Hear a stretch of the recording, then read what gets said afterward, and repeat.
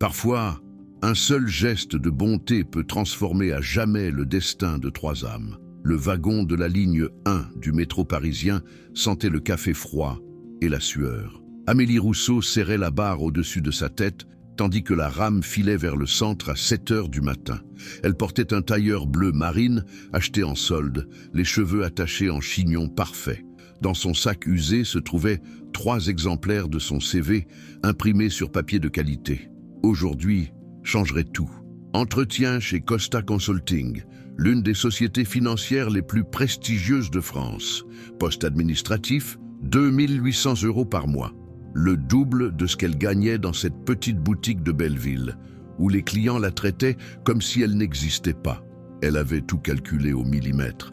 Partir de chez elle à 5h30, prendre le métro à Château de Vincennes, changement à Châtelet, arriver à Champs-Élysées avec 20 minutes d'avance, professionnelle, ponctuelle, prête. Le train s'arrêta brusquement à Châtelet. Amélie descendit, poussée par la foule, se dirigeant vers les couloirs reliant les différentes lignes.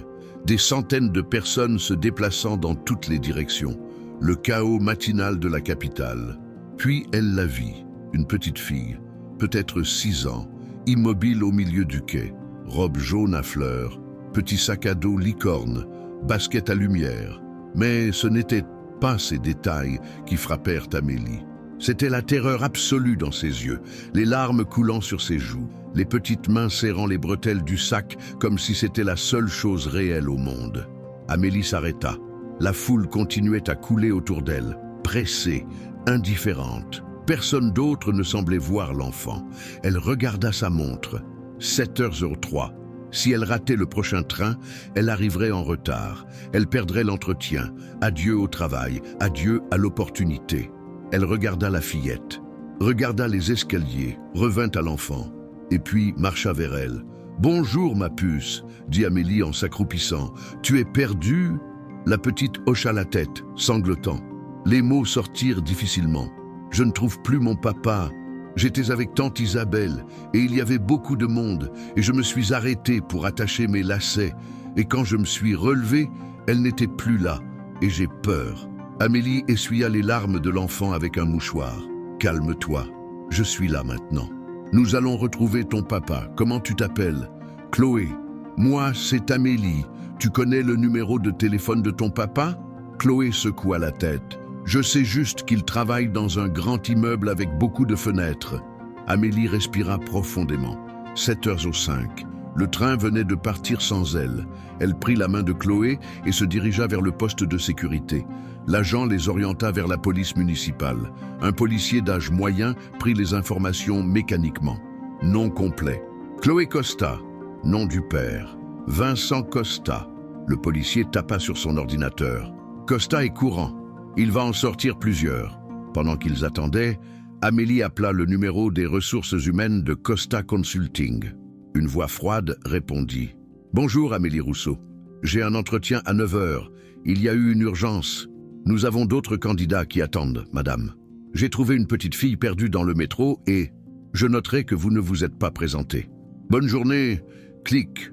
Amélie fixa le téléphone. Ne s'est pas présentée.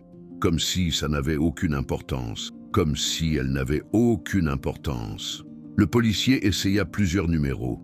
Au 3e, un homme répondit. Sa voix passa de l'agacement à la panique absolue en une demi-seconde. « Ma fille, elle va bien. J'arrive. Ne bougez pas. » 15 minutes plus tard, un homme grand fit irruption dans la station. Costume gris impeccable, cheveux bruns peignés en arrière, yeux marrons remplis de terreur. Il s'arrêta en voyant Chloé. Pendant une seconde, il ne bougea pas. Il regardait juste sa fille comme si c'était un miracle. Chloé courut vers lui. Vincent s'agenouilla et l'enveloppa dans ses bras avec une force qui semblait vouloir les fusionner.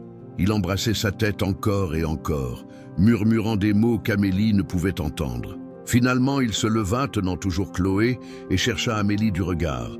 Quand leurs yeux se rencontrèrent, Amélie vit de la gratitude, du soulagement, quelque chose de plus qu'elle ne put identifier. « Je ne sais comment vous remercier, » dit-il d'une voix rauque. « Vous avez sauvé ce que j'ai de plus précieux au monde. » Amélie secoua la tête. « N'importe qui aurait fait pareil, mais personne ne l'a fait, seulement vous. » Vincent l'observa plus attentivement. Le tailleur bleu marine froissé, le sac serré contre son flanc, les cheveux commençant à se défaire. « Vous alliez quelque part d'important » Amélie hésita. Elle pouvait mentir, dire que ce n'était rien. Mais quelque chose dans son regard la poussa à être honnête. Elle raconta l'entretien, comment elle avait tout planifié, l'appel brusque des ressources humaines, comment c'était la meilleure opportunité qu'elle ait eue depuis des années. L'expression de Vincent changea. De la gratitude à quelque chose de plus complexe. Culpabilité, responsabilité. Dans quelle entreprise était l'entretien? Costa Consulting, poste administratif. La réaction fut immédiate. Les yeux s'écarquillèrent. La mâchoire tomba légèrement. Amélie fronça les sourcils. « Vous connaissez l'entreprise » Vincent laissa échapper un rire court, sans humour. « C'est la mienne. Costa Consulting est mon entreprise. Mon nom est littéralement dessus. Et vous avez perdu votre entretien pour sauver ma fille ?» Le monde d'Amélie cessa de tourner. « Quoi? Je suis le propriétaire. Et vous avez tout sacrifié pour Chloé. » Amélie le regarda avec un mélange de choc et quelque chose de dangereusement proche de la colère. De toutes les petites filles perdues à Paris, elle devait trouver précisément la fille du PDG de l'entreprise où elle devait passer l'entretien. Vincent la regardait différemment maintenant, avec respect, admiration, peut-être aussi de la culpabilité. « Venez avec moi s'il vous plaît, nous devons parler. » Dans la voiture, une BMW noire qui coûtait probablement plus que ce qu'Amélie gagnerait en 5 ans, Vincent fit une proposition qui la laissa sans voix. Il voulait l'engager, mais pas pour le poste administratif. Il avait besoin de quelqu'un pour s'occuper de Chloé, quelqu'un qui se souciait vraiment d'elle, pas seulement qui respectait un horaire. Les nounous qui l'engageaient duraient des mois. Elles étaient professionnelles, mais froides. « Ce que vous avez fait aujourd'hui, dit-il en conduisant, en dit plus sur votre caractère que n'importe quel CV. Vous avez sacrifié votre avenir pour une enfant inconnue. C'est exceptionnel. » Amélie écoutait sans pouvoir complètement traiter l'information. Vincent expliqua que Chloé avait perdu sa mère 3 ans auparavant lors d'un accouchement compliqué. Il s'était réfugié dans le travail, déléguant les soins de sa fille à une série de professionnels compétents mais distants. Ce matin avait été un signal d'alarme. Sa belle-sœur devait emmener Chloé à l'école, mais s'était distraite avec son téléphone. Elle a lâché sa main pendant quelques secondes. Quand elle a regardé, l'enfant avait disparu. J'étais dans une réunion cruciale avec des investisseurs japonais. Je suis parti en courant sans explication. Et maintenant, il regarda Amélie dans le rétroviseur. Maintenant, je vous offre ceci parce que j'ai besoin de quelqu'un de confiance. Quelqu'un comme vous. Le salaire était de 3 500 €, plus que ce qu'elle avait jamais rêvé. Horaire flexible, tous les avantages. Amélie voulait accepter immédiatement, mais quelque chose la retenait. Cela ressemblait à de la charité déguisée en opportunité. « Ce n'est pas une faveur », clarifia Vincent, lisant dans ses pensées. « J'ai besoin de quelqu'un qui place le bien-être de ma fille au-dessus de tout.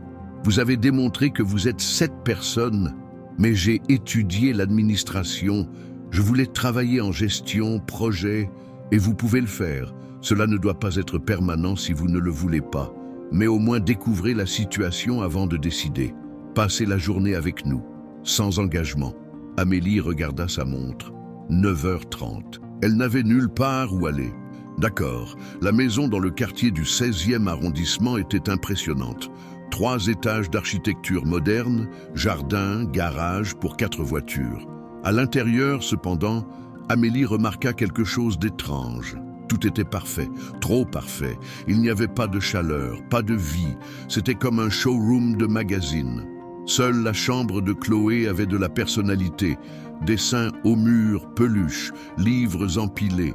Une femme d'environ 50 ans, Marie, la gouvernante, prépara le petit déjeuner et remercia Amélie les larmes aux yeux.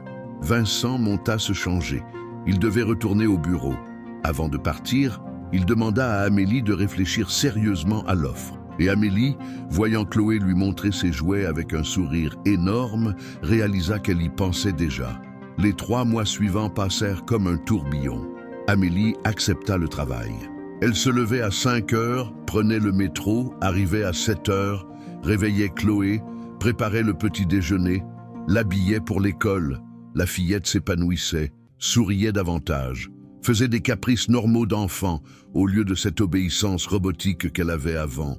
Vincent arrivait chaque soir épuisé, mais dînait toujours avec Chloé, demandait toujours comment s'était passée sa journée, et Amélie commença à le voir différemment.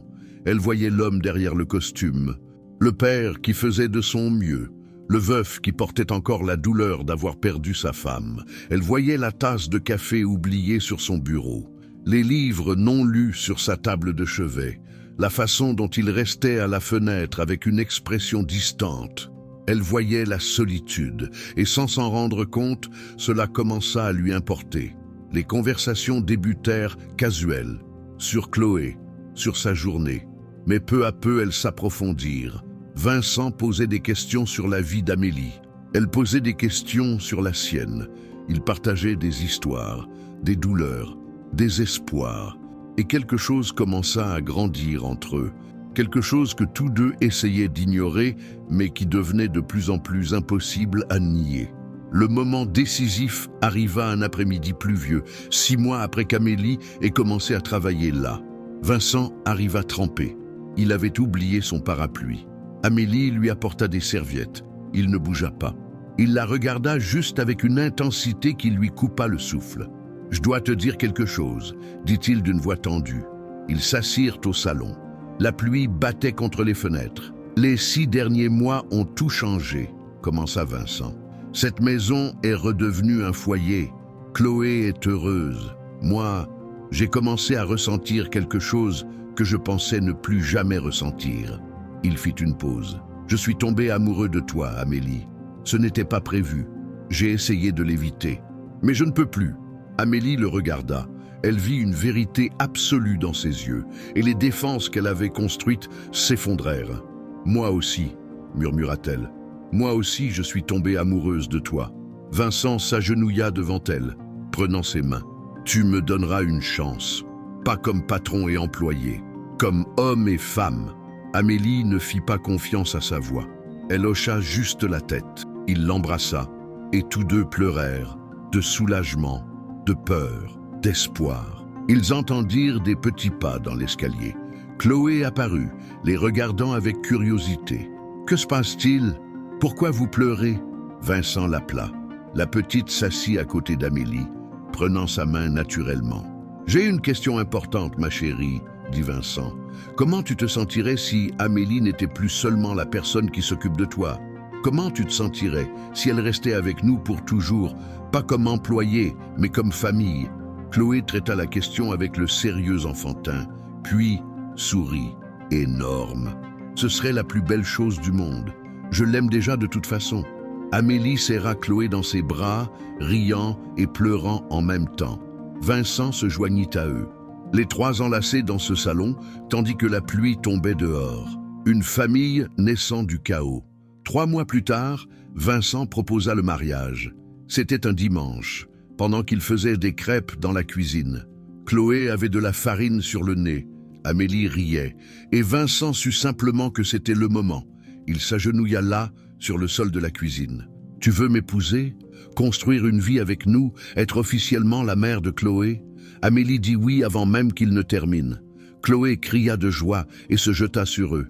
Ils tombèrent par terre dans un tas de rires et d'étreintes. Le mariage eut lieu 6 mois plus tard. Petite cérémonie dans le jardin de la maison.